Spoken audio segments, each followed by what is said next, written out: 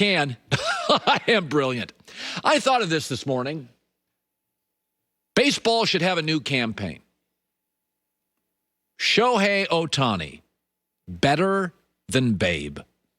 Oh, he is, right? You know that, right? He plays for the Angels. I live in L.A. County, which is north of Orange County, and I've never seen an Angel hat here.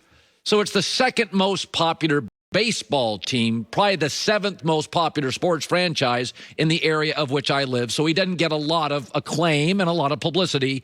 He's unbelievable. He is simultaneously an ace and the home run king.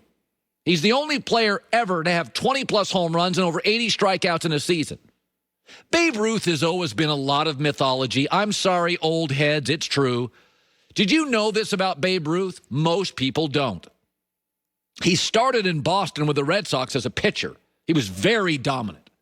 Babe Ruth was a dominant pitcher. But in those years with the Red Sox, he had 49 home runs in 6 years. 8 a year. He was a pitching story, not a hitting story. Well, it was a dead ball era. 8 home runs a year against that level of competition? It must have been some dead ball. Did it come out of the coffin? They had to go to a cemetery to get the baseballs? How dead was it? Then he goes to New York, and Babe Ruth actually didn't pitch. You didn't know that. No, he only started 2 games ever as a Yankee. First year in New York, he pitched 4 innings. The next year, he pitched 9 innings, and Babe was done pitching in New York. So in Boston, he was a pitching star with power, but not that much power. Then he goes to New York, he's just a hitter, which is, by the way, a great hitter. Shohei Ohtani is doing it simultaneously against global talent, against the world's best baseball players, in a sport now that's all about specialists. People don't understand this. First of all, Babe Ruth was 6'2" and a little overweight, and he looked like a giant. Shohei Ohtani is 6'4". On the 40-man Angels roster, I looked up this morning, he's the 5th tallest guy in his own team. Babe looked like he was a foot taller than the entire sport.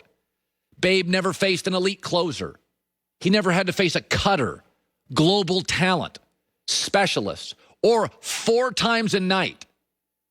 Shohei Ohtani will often face 4 different pitchers, all throwing gas, 95 plus. Have you watched baseball? Dudes are cranking now.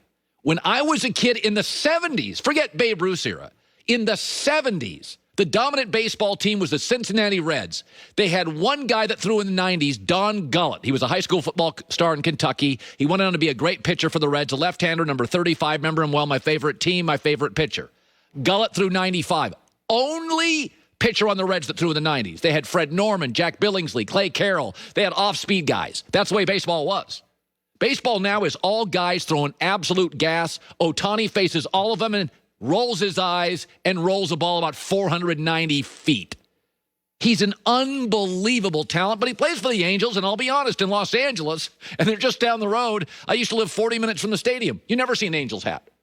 You never see an Angels hat in L.A. County. It's Dodger cap, it's Rams, it's Lakers, it's USC, it's UCLA.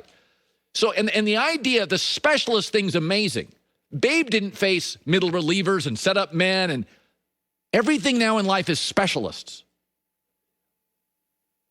Shohei Ohtani will face a guy that's job is just to set up a closer. He comes in the 7th and pitches to 2 batters. That's his job. Babe Ruth faced plumbers and sandwich makers and drywall fitters, if they had drywall back then. That's what he faced. Mechanics. It was your second job. You were exhausted coming to the park. Shohei Ohtani faces the world's best talent. Their job is to often pitch to 2 batters in the 7th inning to set up your closer. And he is destroying the sport, global talent at the same time. Better than Babe. And it's not close. This kid is a remarkable all-time talent. Baseball needs to do a better job marketing him. And by the way, you are free to use my campaign. It will offend some of the old heads. Get off my lawn. Who cares? They're not going anywhere. If you wanna get people excited about this kid, watch him tonight. It's just, there's nothing like him in my life. Nothing like him. An unbelievable talent. Okay, so everybody's freaking out. Team USA. They put this Team USA together for the Olympics in Tokyo, right? And they're doing some exhibitions in Vegas. And everybody's freaking out because we've lost to Nigeria and Australia. And let's break this down. Let's break this down. So basketball and soccer are very unique. They're the only sports I can think of, team sports I can think of, where you could go to the park and play if you had a ball. You could play by yourself in your backyard, kick the ball around. I had a soccer ball as a kid. I just kicked it against the wall at my house. I shot baskets by myself. When I was a kid, I pretended I was Kareem Abdul-Jabbar, and I would do my sky hook over my friend Mark Fisher, and we would play for hours on end. Or sometimes I would just play by myself. Can't do that with baseball. Can't pitch to yourself. Can't do it with football. Hard to tackle yourself. Not going to do it with hockey much, right? But because of that, there is no economic burden for basketball and soccer. If you got a ball or somebody does, if you got a little bit of a backyard, just go to a park and play. And because of that, the talent is global. In soccer, you'll see a country like Ivory Coast be awesome. In basketball, our best players from Slovenia. With skiing, you need a mountain. With golf, you need money and a course. With baseball, you need bats and balls and gloves and teammates and a park. The world has a bunch of really good soccer players and a bunch of really good basketball players, and we still produce more of the great ones. But basketball is changing. It pays a lot of money, and kids are always ahead of adults on ways to make money. Ever notice that? They're the trendsetters with fashion, with music, with style, with TikTok, and with sports. That's why kids in California, there's no more running backs. We have a state of 39 million people. There's about 2 good running backs in the state a year. Why? Because the kids are all like, I don't want to get hit. I want to be a receiver and quarterback. I want to make all the money.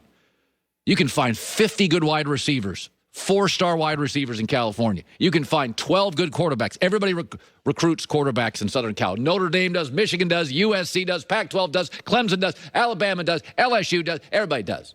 Because the kids are like, I won't play running back and get hit. Kids see the money in soccer. Messi made $650 million. Kids see the money in basketball. There's no economic barrier to entry to get in. So the quality of basketball is amazing. Think about what we're seeing in America right now. And I'm not saying we shouldn't beat Nigeria and Australia. These are just exhibitions. Shocking we didn't get up for Australia and Nigeria in...